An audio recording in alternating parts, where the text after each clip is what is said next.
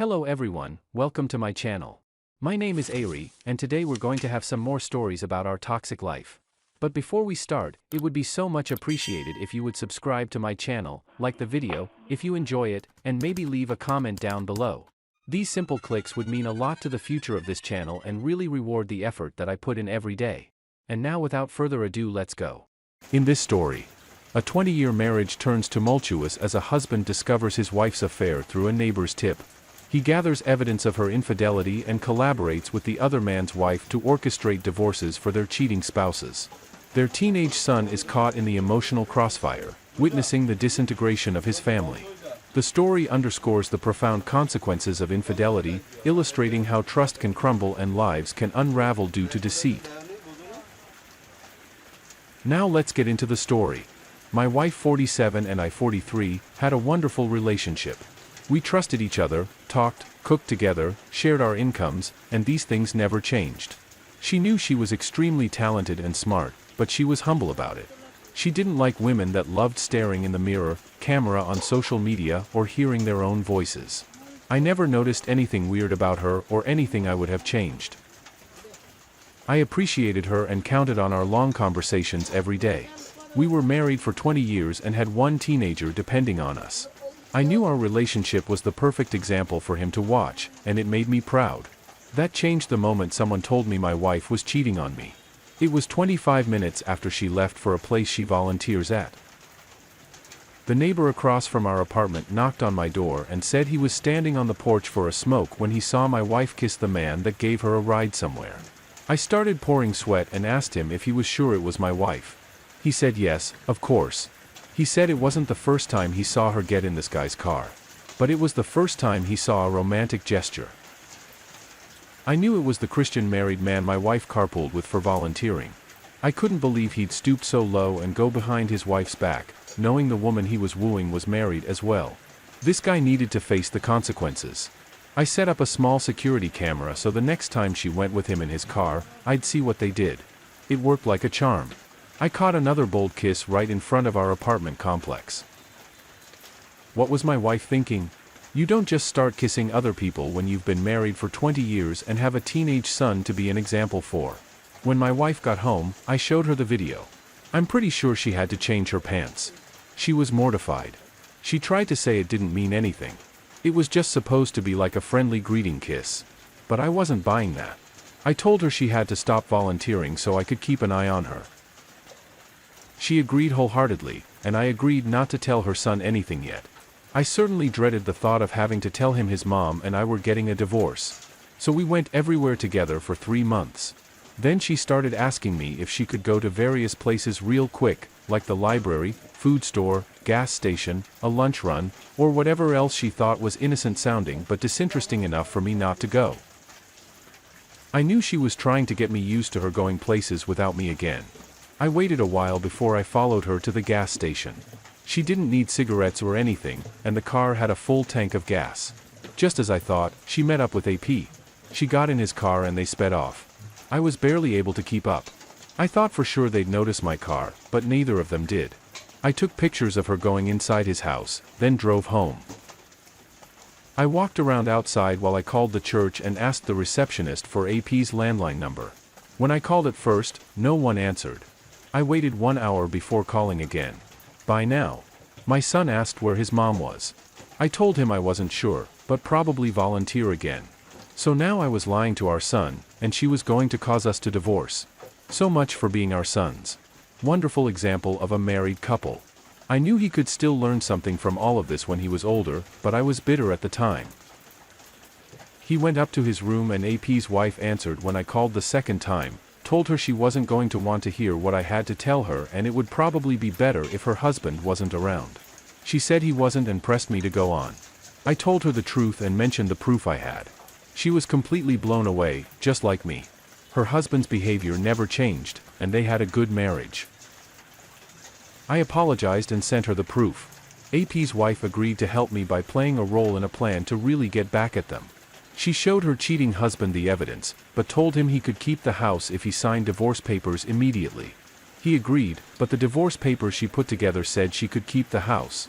He wasn't very observant, so she pretended to move out, staying in my apartment while her divorce papers were finalized and AP moved my ex into his house. My son was very understanding when I explained that she really needed a place to stay. My divorce was also finalized, and the landlord took my wife's name off the apartment since she thought she was moving in with AP happily ever after.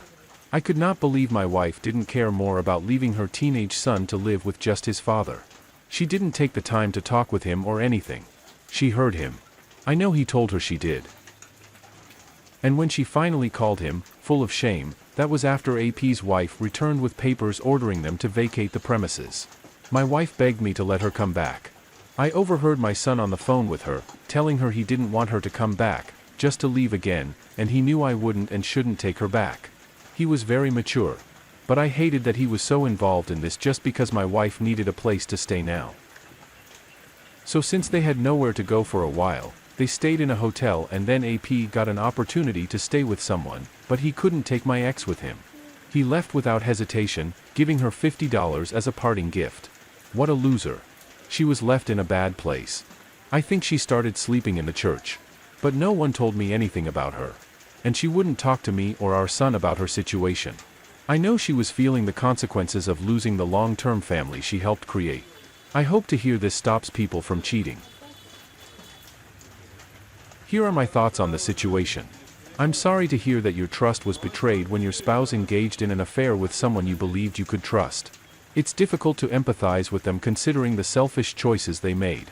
One may wonder why they couldn't have both shown humility and upheld their vows, honoring their commitments to their spouses and children. It's disheartening how some individuals can disregard the feelings of those closest to them, causing immense pain.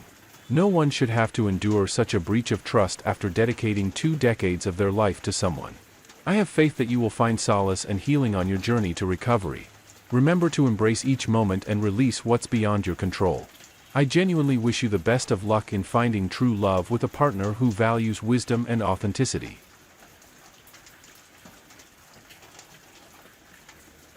In this story, in their mid-20s, a couple known for hosting parties faced a devastating betrayal. After the narrator rushed a friend to the hospital during a party, they returned home to find their fiancé in a compromising situation with their childhood best friend. Trust shattered, they asked their fiancé to leave, leading to an emotional breakup. The fiancé's father was called to help her move out, deepening her embarrassment. The narrator eventually found solace in a new relationship with their friend's sister, emphasizing the importance of healing and taking time after heartbreak. This story unravels the complexities of trust, betrayal, and the path to recovery. Now let's get into the story. My fiancé 24 and I 26 like to host parties at our house for all of our friends. We met at a party 3 years before we got engaged. For the most part, we had same-gender friends to avoid temptation. There was one time my fiancé became friends with a man and he turned it into something flirtatious. So she told me right away and stopped communicating with him. That's the proper way to handle someone coming onto you when you're engaged to be married. So she built trust with me more than once, which is why what she did came as such a shock to me. I'll admit that during the week before this party we had, I was focusing a lot on my writing jobs. It involved a lot of focus on my computer without interruption. So when the night of the party came, I promised her I wouldn't work so we could have a good time. Well, we mingled together for some time, but one of my friends started behaving really weirdly. I became concerned for him and started paying extra attention to him.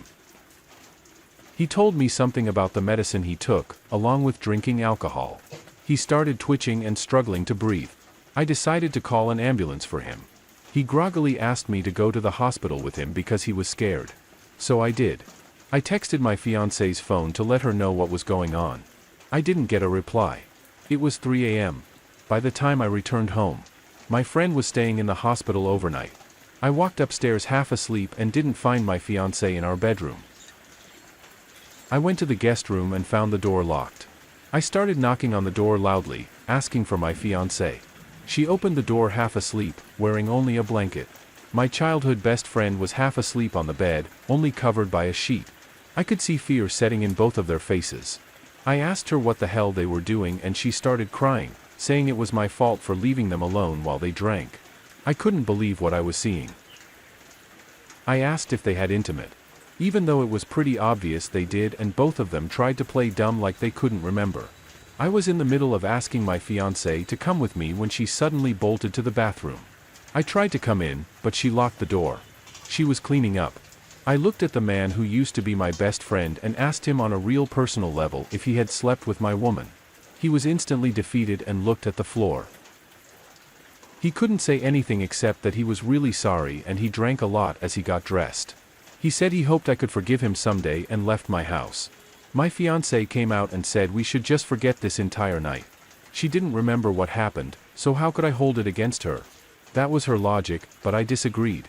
We drank and partied together so much in the past, so I knew the only reason she did this tonight was that she thought she could get away with it. It was the only time I wasn't around while she drank, and she took advantage of it. I told her how I was seeing things and asked her to leave. She couldn't believe it. She really didn't think that one night of drinking and sleeping with my best friend would be the end of our 5-year relationship. I told her I couldn't trust her anymore, and even if she never cheated on me again, the fact that she did would chip away at my self-esteem insanity. She begged and cried for 3 hours while she slowly packed. At some points, she was just laying on the floor, dry heaving and crying. I couldn't stand to see her like that for too long, so I went downstairs a few times to clean up the party mess. When she stopped packing for too long, I told her I was going to call her dad to come help. She was mortified. She begged me not to and started packing faster, but I asked her who she wanted me to call to arrange a place for her to stay. She just started sobbing and inaudibly told me she didn't have anywhere else to go, so I called her dad. She was even more upset when he got there and started to blame me for the breakup. She couldn't admit fault to her dad because she didn't want him to be disappointed in her. He sort of got the idea of what happened from me, but I didn't tell him anything, just that we couldn't be together anymore. She was extremely embarrassed and depressed that her father was helping her pack up her stuff from her house. With the party mess still all over the house, the reality of what she did the night before was stuck in her head, tormenting her. I could see it on her face. She knew I went to support my friend in the hospital, and she slept with my best friend during that time. You can't really recover from that. She wanted so badly to leave a lot of her stuff there, but I insisted they take it all and even started loading her dad's truck with them. He got the idea that I didn't want her to ever have a reason to come back here. The 3 of us got all of her stuff in the truck. Her phone was laying on the kitchen counter and I saw a text from my best friend. It said he enjoyed what they did but couldn't forgive himself for it and thought it would be easier if they didn't see each other again. That must have been pretty devastating for her to hear on top of what was happening, but I was secretly glad she didn't have an AP to run to for comfort during the consequences of her actions. I didn't have anyone either, so it was only fair. I went to visit my friend in the hospital and he was much better. I took him home and stayed with him for a while because I didn't want to go back to my place. That's when I met his sister for the first time. She was visiting family, but usually lived in her own place and worked a respectable job. I fell for her instantly, even though it was the same day as my breakup.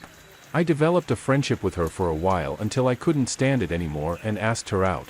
She said yes, and I'd already forgotten about the betrayal my ex dealt me. Speaking of my ex, she had to start a really crappy part-time job while living at her father's because he wouldn't let her mope around the house all day. She had no idea what she was doing with her life and question who she even was. I'm pretty sure she needed to go through this harsh reality check in order to grow and learn from her mistake. I didn't do anything wrong in this situation, but I learned how to cope with heartbreak properly. I think I lucked out by finding another dating prospect so soon, but I'm using self-control and independence in this process. Just because I was used to living with my partner does not mean I'm going to move in too quickly with my new girlfriend. Here are my thoughts on the situation. I'm sorry to hear about the difficult situation you've been through. You showed great care and consideration by helping your friend during a challenging moment, and that's truly commendable. It's disappointing that your fiancée made the choice she did, and it's understandable that you're upset about it. In any relationship, open communication and mutual respect are essential. It's important for both parties to look out for each other and maintain a balanced approach. It's encouraging to hear that you've found someone responsible and promising to date. Taking things slow in a new relationship can indeed be a wise approach. Thank you for sharing your story. I wish you all the best. In this story, OP discovers that his wife of 8 years cheated on him with an ex-boyfriend from her past. The couple has 2 young children together, and they had been high school sweethearts who reconnected after a brief breakup. The wife's actions come as a shock to the husband, who had no reason to suspect infidelity. The husband becomes suspicious when he notices secretive behavior on his wife's phone, leading him to discover her affair. This revelation triggers a heated argument and physical confrontation between the couple. The wife initially shows no remorse but later expresses regret for her actions. The husband is left in a state of confusion and doesn't know how to proceed with their relationship. The story revolves around the emotional turmoil and uncertainty faced by the husband in the aftermath of the affair. Now let's get into the story. Well, never thought I'd be online asking strangers for help and support, but I don't know what else to do or where to turn at this point. I just found out yesterday that my wife of 8 years cheated on me a few days ago. We have 2 boys together, one almost 7 and one almost 3. We were high school sweethearts, but our emotions were too strong back then, so we broke up. Back then due to arguments over typical high school BS. We were broken up for 2 years total, give or take. When we reconnected, she had just left a relationship that lasted less than half of the time we were apart. And I had been celibate by choice and single the whole time we hooked up the night we reconnected.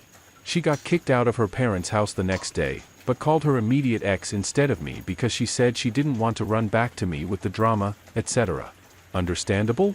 I heard from her later in the day that she got kicked out and I picked her up from his house. We've lived and been together ever since. Now fast forward to Tuesday, July 5th. We haven't been great together lately, mostly due to stress. One day I went to work and a little after lunch she called saying her aunt wants to keep the boys for a couple of days if possible, and she wanted to know if I was okay with it. Honestly, I don't know if it was my gut or instinct or intuition, but I didn't really want the kids to go and couldn't give much of a reason for it. I get off work after a pretty long day driving for most of it, and they were all ready to go. I wish I had sucked it up and taken them now, but I had no reason to suspect anything and I was tired, so I said, you go ahead, just let me know when you get there and leave, etc. No big deal, I thought. I relaxed at home and invited my youngest brother over to hang out and play a game together. She left with our kids around 7-ish.